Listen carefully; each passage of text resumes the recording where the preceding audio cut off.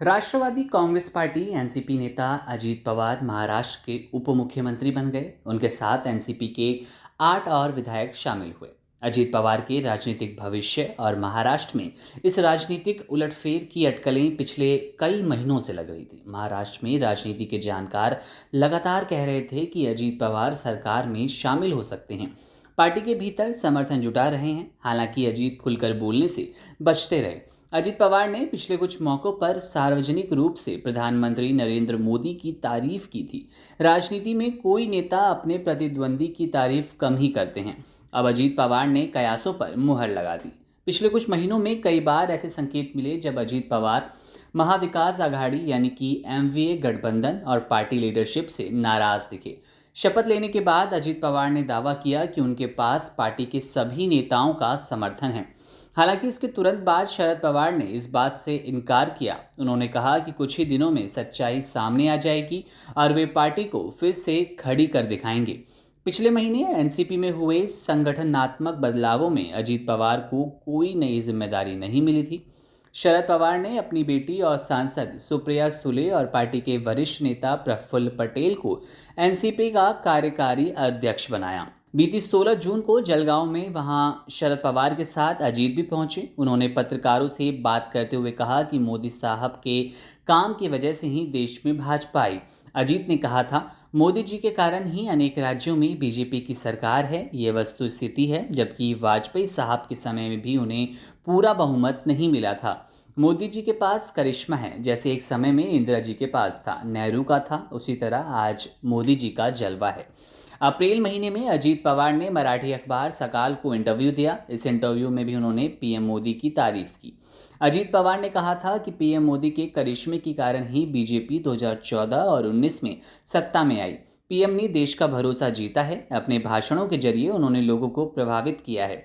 Interview में उनसे पूछा गया कि क्या वो अगले विधानसभा चुनाव के बाद सीएम पद के लिए दावा करेंगे। इस पर अजीत पवार ने कहा, 2024 ही क्यों, मैं तो अभी मुख्यमंत्री बनने के लिए तैयार हूं। इसी इंटरव्यू में अजीत पवार ने पार्टी के स्टैंड पर सवाल खड़ा कर दिया था। उन्होंने महाविकास आघाड़ी गठबंधन को लेकर कहा, हम धर्मनिरपेक्ष और प्रगतिशील होने की बातें किया करते थे, लेकिन 2019 में सरकार बनाने के लिए हमने एनसीपी और शिवसेना के साथ गठबंधन किया और हम धर्मनिरपेक्षता से दूर हो गए, क्योंकि शिवसेना तो हिंदुत्व की पार्टी है। अजीत पवार ने कहा था, 2004 में एनसीपी के पास अपना पहला मुख्यमंत्री बनाने का मौका था।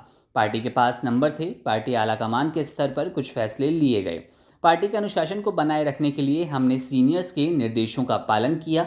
2004 में हमारा कांग्रेस के साथ गठबंधन था। हमने 71 सीटें जीती। यहां तक कि कांग्रेस ने भी मन बना लिया था सीएम एनसीपी का होगा, लेकिन बाद में बताया गया कि मुख्यमंत्री कांग्रेस का होगा। हमने मौका गंवा दिया। इस साल 21 अप्रैल को मुंबई में एनसीपी की महत्वपूर्ण बैठक हुई, लेकिन अजीत पवार शामिल नहीं हुए थे। बैठक में शामिल नहीं हुए, पर जब खबरें लगने लगी कि अजीत पवार पार्टी के सीनियर नेताओं से नाराज चल रहे, तो पवार ने सफाई दी कि उन्हें पहले ही कार्यक्रम में जाने का प्लान था। तब एनसीपी ने भी कहा था कि अजीत पवार के बैठक में शामिल नहीं होने का मतलब यह नहीं है कि पार्टी छोड़ने की योजना बना रहे हैं।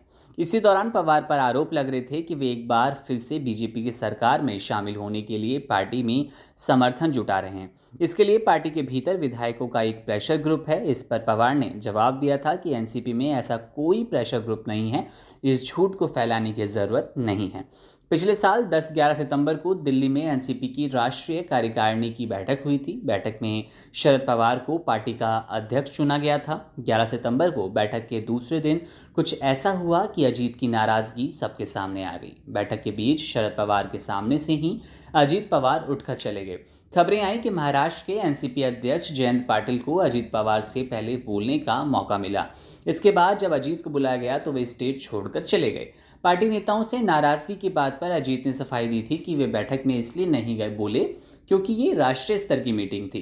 प्रफुल्ल पटेल ने स्टेज से घोषणा की थी कि अजीत पवार शरद पवार की अंतिम टिप्पणी से पहले बोलेंगे, लेकिन वे अपनी सीट से गायब थे। बाद में प्रफुल्ल पटेल ने बताया कि अजीत वॉशरूम गए और वे वापस आकर बोलेंगे, लेकिन ऐसा नहीं हुआ। इस पूरे घटनाक्रम के बीच एनसीपी कार्यकर्ता अजीत पवार के समर्थन में नारेबाजी करने लगे थे।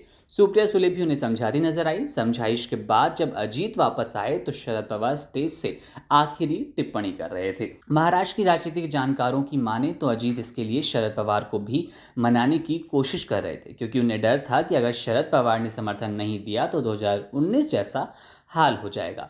लेकिन अब शरद पवार ने कहा कि वे अजीत के साथ नहीं हैं, पार्टी के खिलाफ काम करने वालों पर कार्रवाई होगी। शरद पवार ने यह भी कहा कि उनकी अजीत से कोई बात नहीं हुई। इससे पहले भी साल 2019 में अजीत पवार बीजेपी के साथ मिले थे और डिप्टी सीएम बन गए थे। तब महाराष्ट्र विधानसभा चुनाव के बाद शिवसेना, एनसीपी और कांग्रेस गठबंधन बनाकर सरकार गठन की कोशिश में थे।